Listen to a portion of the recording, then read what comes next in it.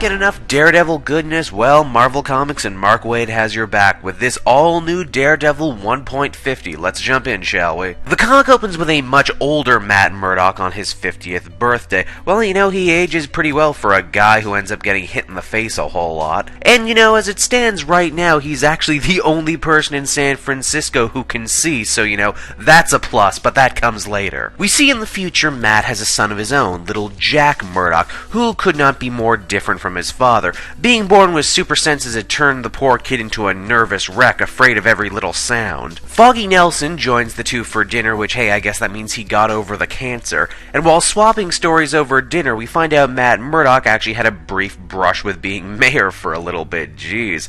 Hey, you know what? If he ran, he'd have my vote. A plane crashes outside, and it soon becomes apparent that everyone in the city has been stricken with some kind of mysterious blindness. A hypersonic message that only our hero can hear leads Daredevil into the waiting talons of Miss Pride, aka the Owl's daughter. Apparently these two have some shared history, but now all she wants to do is get Matt out of retirement so she can kill him.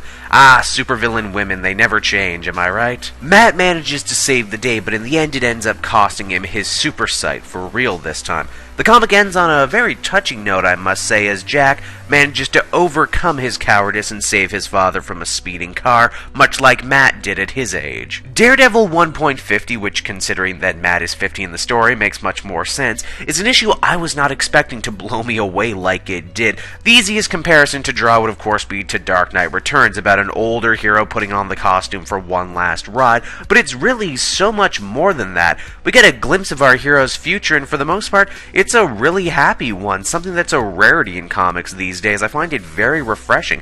This is an excellent one-and-done story and a real page-turner as well. I give this one a 10 out of 10. If you are one of the few people who hasn't been taking note of this Mark Waid Daredevil series, then geez, you need to get on that ASAP.